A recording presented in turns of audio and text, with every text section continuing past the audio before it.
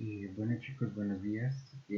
Vamos a iniciar ahorita entonces con la clase sobre Revolución Francesa. Si ustedes se acuerdan, en la clase anterior habíamos trabajado también este tema, pero habíamos trabajado principalmente lo que eran antecedentes y consecuencias de la Revolución Francesa de una manera muy general. A lo largo de este periodo hemos venido trabajando específicamente cada uno de los antecedentes, entonces pues la sesión anterior nos encargamos de ver por qué estos eran realmente antecedentes y causas de la Revolución Francesa. Entonces lo que vamos a hacer en esta clase, para esta clase, es mostrar más o menos el paso a paso de qué fue lo que sucedió y qué significó esta revolución para la historia misma, no solamente de Francia, sino para la historia de la humanidad, porque pues como hemos visto tiene ciertas repercusiones eh, a nivel global, por lo menos en Occidente, ¿sí? Me refiero a la humanidad de Occidente. Entonces, como ya hemos dicho, la Revolución Francesa inicia en 1789. Eh, Hablar de un culmen de ella, pues es... Uy, me corrió el tablero. Hablar de un culmen de ella es un poco complicado porque pues no es realmente que termine, es que se comienzan a dar otra serie de procesos históricos que la transforman, pero podemos decir que como tal las batallas o riñas que se dieron en la Revolución Francesa terminan en el año de 1753, perdón, 93, de 1793, estaba comiendo 40 años. Bien, mm, lo que les digo, se pone esta fecha de 1753 como final, es más por un suceso culmen en, en el proceso propiamente revolucionario, pero no porque en ese punto termine todo lo que significó la Revolución Francesa. Ya vamos a ver qué momento, qué suceso es el que se da en este año para, para llamarlo como el fin de la Revolución Francesa. Entonces, ¿cuáles fueron las principales causas? Y esto lo digo, ya lo hemos dicho la clase anterior, pero lo digo para tenerlo en cuenta. Mm, una de las primeras causas fue un ejercicio de opresión eh, del pueblo, ¿sí? Es decir, lo que nosotros habíamos llamado como el primer y segundo estado,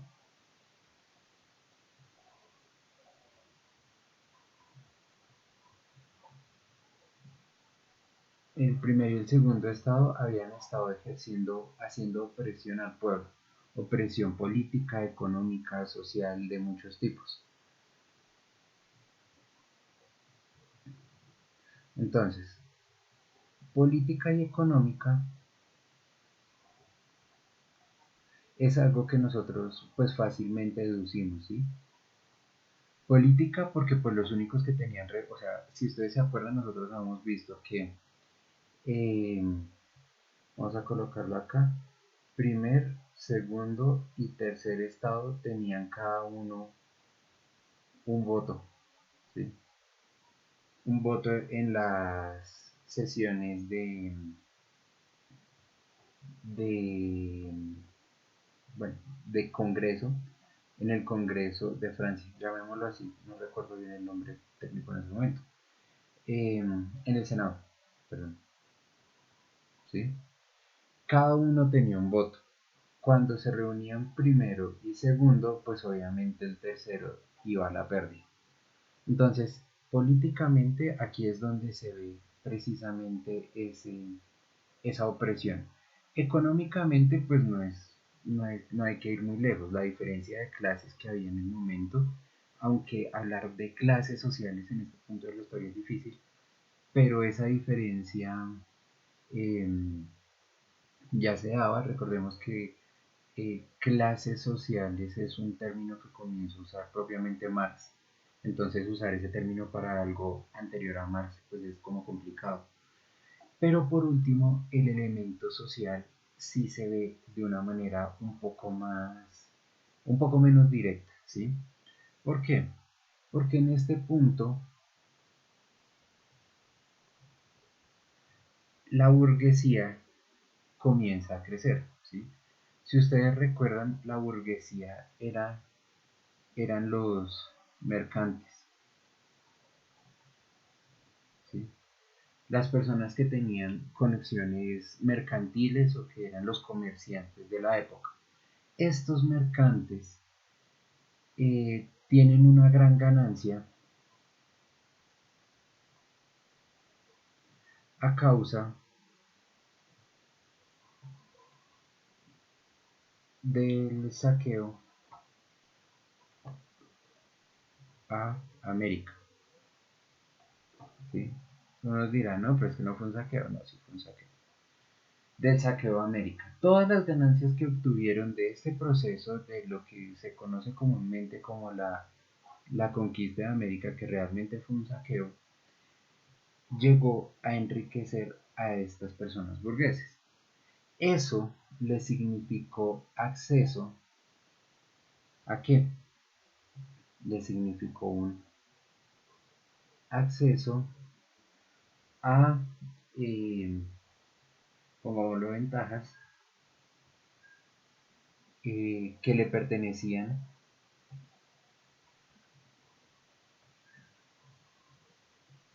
a los nobles. ¿Sí? El acceso a estas ventajas, a estos elementos que antes eran de carácter pura y exclusivamente nobiliario, hizo que los nobles dijeran no, es que esos derechos son de nosotros por naturaleza. Entonces, ahí es donde se comienza a ver esa opresión social, porque decían, ya no solamente hay un derecho que es dado por la economía, por el elemento material, sino hay un derecho por estatus social. Con eso nunca estuvo de acuerdo la burguesía. La burguesía siempre dijo, no, si yo tengo los recursos, yo tengo la misma capacidad que tienen estos de acá, estos dos de arriba, este de acá y este de acá, de acceder a ventajas sociales y económicas, ¿sí? Entonces esa es una de las primeras grandes causas de la Revolución Francesa.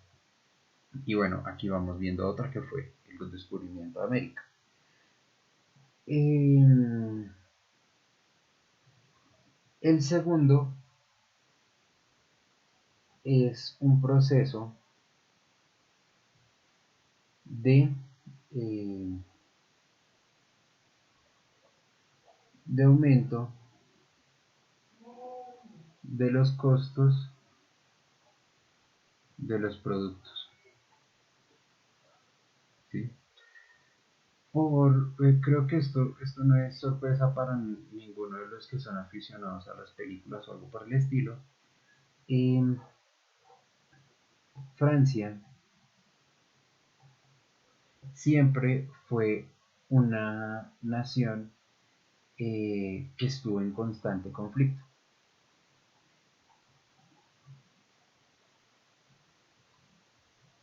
Algunos conflictos menores, pues que no pasaban de batallas pequeñas, pero algunos conflictos tan grandes como la, la guerra de los 100 años, ¿cierto? Este tipo de conflictos llevaban a que Francia se mantuviera en una constante tensión de los productos, ¿sí? Porque fácilmente estas guerras significaban un aumento de costos en cada uno de los productos, etcétera, etcétera. Y no solamente esto, recordemos que de la mano con esto está eh, los dejos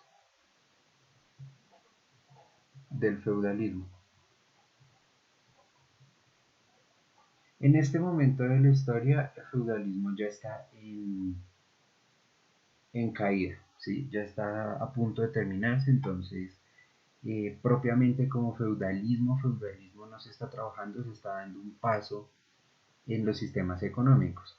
Sin embargo, este dejo del feudalismo, cuando nosotros iniciamos este periodo, hablábamos de que el feudalismo tenía un problema y es que solamente se producía lo suficiente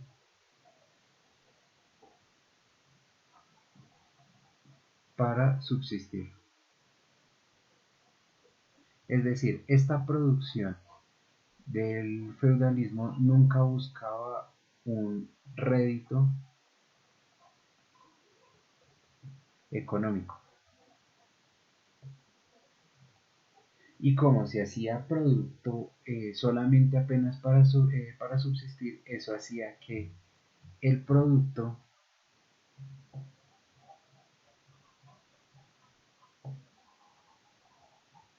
aumenta de precio,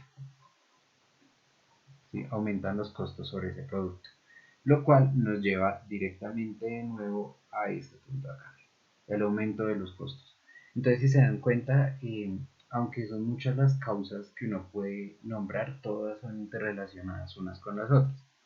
Entonces, se dio este aumento del costo de los productos a causa del feudalismo y a causa de los diferentes conflictos internos que tenía Francia.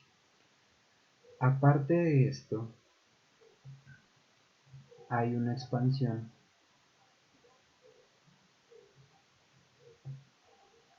de las ideas de la ilustración. De la ilustración o pues nosotros lo habíamos trabajado como renacimiento, que son lo mismo, son exactamente lo mismo. Expansión de las ideas de la ilustración o del renacimiento. Nosotros ya habíamos hablado de esto, lo hemos trabajado con diferentes autores. Uno de ellos, solamente por poner un ejemplo rápido, eh, es el de las 95 tesis de Lutero. ¿Sí? Estas 95 tesis de Lutero fueron uno de los pies de la ilustración. Obviamente aquí hay muchas otras situaciones, como por ejemplo eh, las propuestas de Maquiavelo. Está también el humanismo,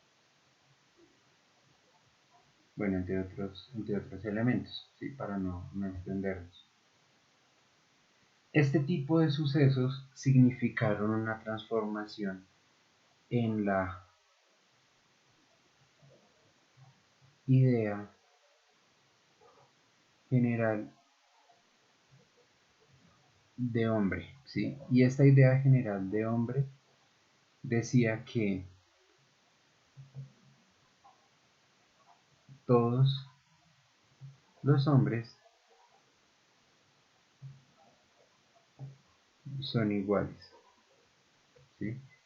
Esta idea general de que todos los hombres son iguales, en Lutero todos los hombres son iguales ante Dios, en la propuesta de Maquiavelo todos los hombres tienen una posibilidad de gobernar, por lo tanto todos los hombres son iguales ante la ley, y en el humanismo pues todos los hombres son iguales en el sentido más subjetivo del asunto, más del ser. Entonces este es el ser humano como ser, como tal. Todo esto construye esta idea de que todos los hombres son iguales, ¿sí? Finalmente, y este sí solamente para recordarlo, lo había mencionado con anterioridad, pero eh, también hay una separación de los tres estados, ¿sí? Que son un primer estado, que son el clero, un segundo estado, que es la monarquía, y un tercer estado, que es el pueblo. Pero este pueblo tenía un, digamos, nominativo especial, que son los no privilegiados. Los no privilegiados. ¿Cuáles eran estas personas? Entonces estaban los campesinos, los burgueses y en general todos los trabajadores. ¿Sí? Esto de una manera, digamos, como colocar en generalidad, pero me interesa que tengan en cuenta estos dos, los campesinos y los burgueses. Bien, estas son las principales razones por las cuales se da este proceso de la Revolución Francesa. ¿Sí? Bien, sí, Revolución Francesa. Ahora, me regalo un momento. Ahora sí, todavía me queda espacio en esta tabla. Ahora, ¿cómo se dio este proceso de la revolución? Este proceso de la revolución es un proceso que se da de una manera escalonada, ¿sí? No es que de un momento a otro haya habido un gran suceso llamado revolución, sino que fueron pequeños, pequeños momentos que significaron ya propiamente el ejercicio revolucionario. Entonces, proceso de la revolución. Ahí, de la revolución. Revolución. Sí, listo. Entonces, vamos a ponerlos de esta manera para que se identifiquen con respecto a los anteriores. Hay un primer proceso que se da en Versalles, ¿sí? Que se da el 5 de mayo de 1789.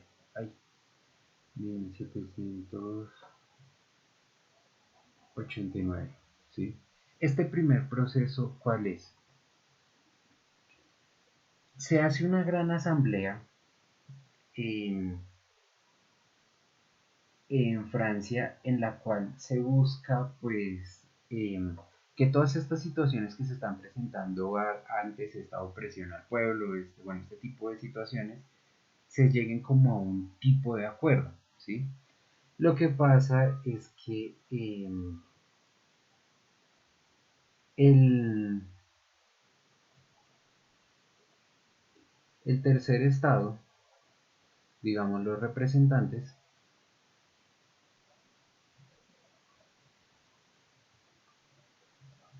no soportan la situación.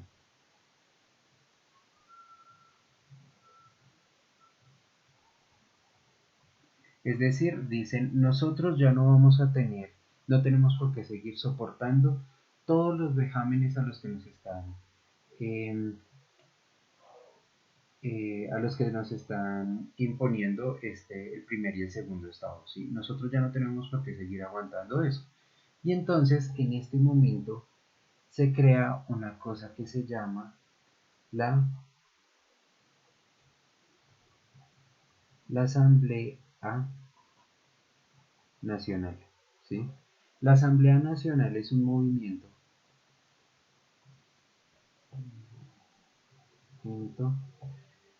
protagonizado por el tercer estado,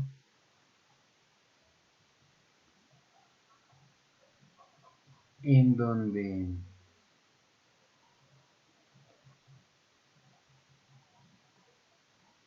se asumen como eh, únicos representantes del pueblo.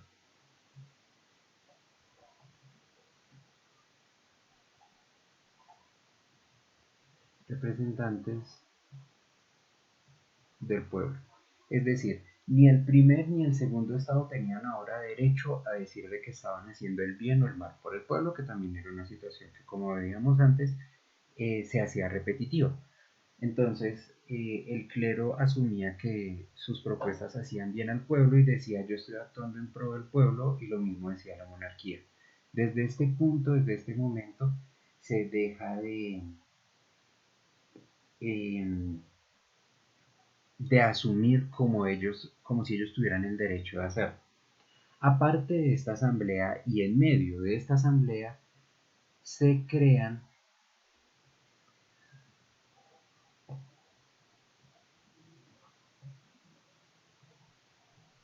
el primer borrador, se crea el primer borrador de los derechos del hombre.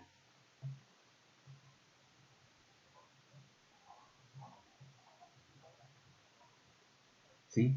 Y esto aquí es importante porque estos derechos del hombre son solamente los derechos del hombre masculino. ¿Sí? Es decir, solamente el hombre varón. Las mujeres no entran en estos derechos del hombre. Estos derechos del hombre se van a mantener de esta manera durante un tiempo. Um, con el final de la Revolución Francesa se asume que las mujeres también tienen ciertos derechos, pero no los mismos derechos que los hombres. Y jamás en este momento van a ser iguales a los derechos de los hombres.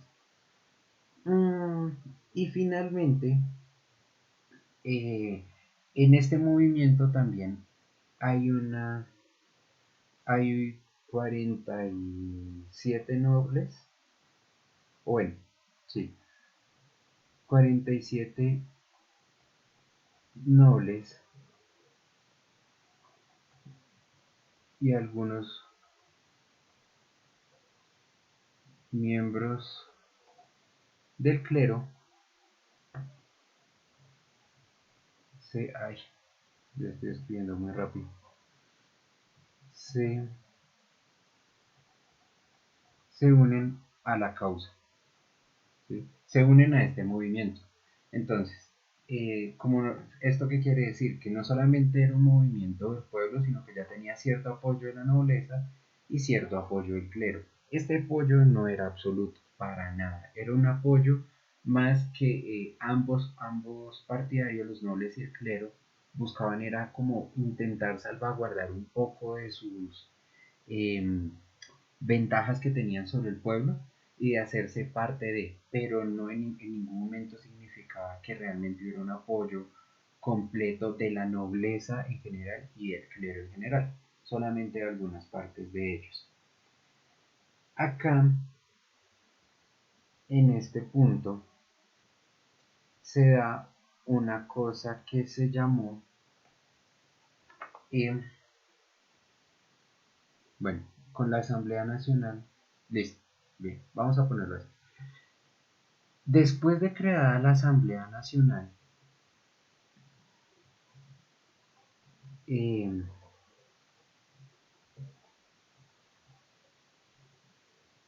prohíbe, así se escribe prohibir,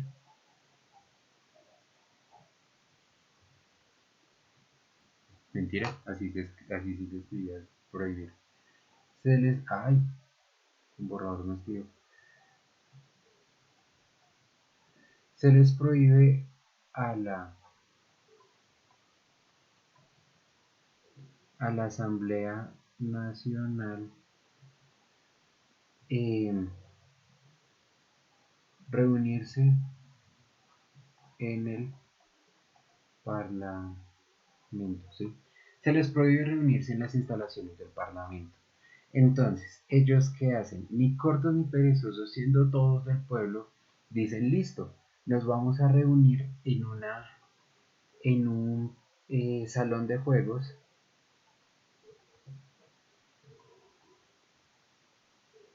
que queda enfrente del Parlamento. Y este salón de juegos es un salón de juegos de, obviamente no juegos, juegos de pelota. Aquí se crea un juramento que se llama el juramento de la pelota o del juego de pelota. ¿Sí? Este juramento lo hacen los miembros de la Asamblea Nacional diciendo lo siguiente, diciendo, no nos separaremos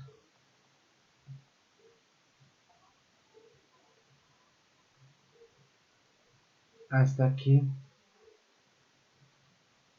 ganemos, ¿sí?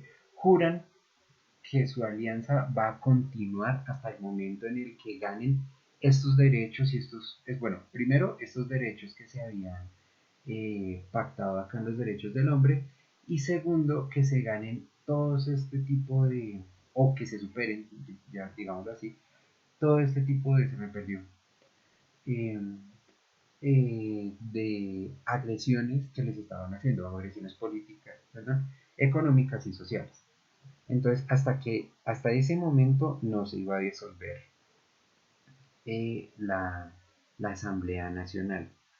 Esto entonces significó que, o bueno, hasta aquí este punto de la Asamblea Nacional. ¿Sí? Pasamos entonces a un siguiente momento que es la toma de la Bastilla. Ah, bueno, se me olvidaba mencionarlo. Esto es en 11 de julio de 1789. Se me olvidaba mencionarlo. Acá, con este juramento, es que inicia la Revolución Francesa. ¿Sí? Este juramento significó que ya no iba a ser un movimiento como de hacer que el pueblo sea escuchado o algo por el estilo, no. Se va a convertir entonces en un ejercicio revolucionario. Y como tal, el primer ejercicio de esa revolución es la toma de la Bastilla. La toma de la Bastilla significó dos cosas. Un primer elemento que fue eh, conseguir eh, material y fondos para la revolución, ¿sí? Conseguir material y fondos para la revolución, pero hay un motivo mucho más fuerte detrás de esto. Esto es accidental, ¿sí? Accidental, como que algo que pasó, pero no era nuestro objetivo. El verdadero objetivo era este segundo elemento. La Bastilla era sí, sí, una prisión, ¿sí? Un calabozo. Y como tal, habían dos partes de la Bastilla, una parte que era militar y otra parte que era carcelaria. Carcelaria, creo que sí, sí, carcelaria, ¿sí? Entonces, en esta parte carcelaria habían sido, eh, tenían atrapados, como ahora sí, atrapados a militantes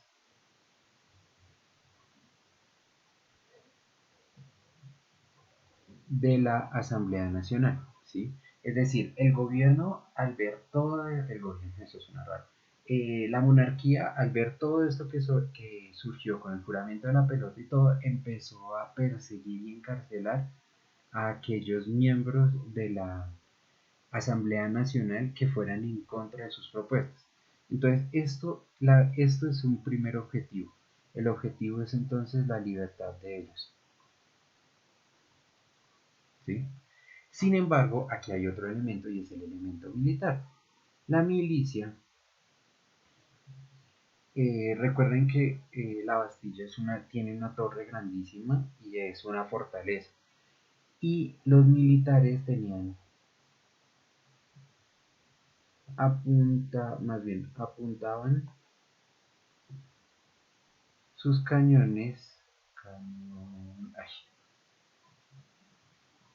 apuntaban sus cañones al pueblo, ¿sí? Es decir, tenían sitiado el pueblo de forma que si hacían algún ejercicio revolucionario los iban a matar, les iban a disparar con cañones. Entonces el ejercicio del pueblo al atacar la Bastilla, la Bastilla era recuperar el control sobre el pueblo. Es decir, recuperar esta libertad. Entonces ya era un ejercicio de libertad para ellos y para ellos, ¿sí? Para los que habían sido encarcelados y los que estaban tomados como rehenes prácticamente en su misma ciudad. Y esta toma de la Bastilla, si aquí inicia, si con el juramento de la pelota inicia la Revolución Francesa, la toma de la Bastilla es el primer movimiento de esta Revolución Francesa. Y de aquí para allá prácticamente todo lo que se viene es ganancia, ¿sí? Eh, de aquí para allá, bueno, vamos a ponerlo como final de esta clase, como último dato. Esta toma de la Bastilla, que fue el 11 de julio, para el 4 de agosto, eh, esta toma de la Bastilla significó un, una bandera revolucionaria, ¿sí? Y para el 4 de agosto la revolución se esparció, se eh, extendió, sería más bien la palabra, por toda Francia.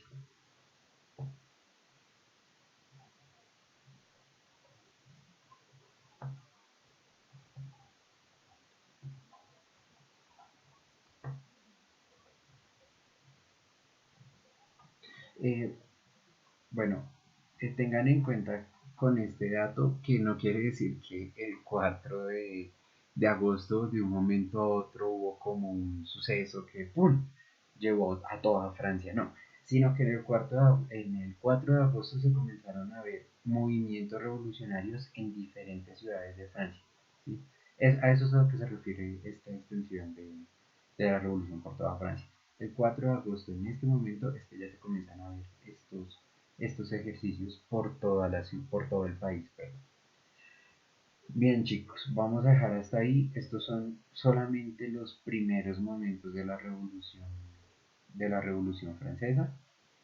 Para la próxima clase trabajaremos digamos, los últimos momentos. Este momento de la toma de la Bastilla es tal vez uno de los más referenciados por todo lo que significó. Entonces, digamos que los tres momentos más importantes son estos. La construcción de la Asamblea Nacional, el juramento del juego de la pelota y la toma de la Bastilla. Mm, Entonces ya la próxima clase veremos más detenidamente cómo se desarrolla un momento a momento de cada uno de estos sucesos que termina en 1793 con la muerte de Luis XVII, de 16, perdón, si no me olvidó, sí, Luis XVI, que es hasta entonces rey de Francia. Bien chicos, los dejo entonces por ahora, espero que se haya entendido el video, si no, si tienen dudas ya saben, me pueden escribir por WhatsApp, por Hangouts, también por call web o por el correo, ustedes tienen mi correo. Eh, Tenemos hartos medios de comunicación, entonces no se queden con la duda. Además también está el foro de dudas que está pues, en su grupo. Recuerden participar en los foros de la clase porque es la única forma que yo tengo de verificar su participación en la clase. Ese foro no cierra, sin embargo yo voy a estar haciendo revisión del foro cada semana. El fin de semana reviso las participaciones de la semana. Si para el fin de semana pues no están, digamos como que esa nota de clase no va a estar, entonces eso los perjudica a ustedes. No siendo más chicos, espero que estén bien, espero que estén todos sanitos, juiciosos, tranquilitos en sus casas y pues nos hablamos en una próxima oportunidad.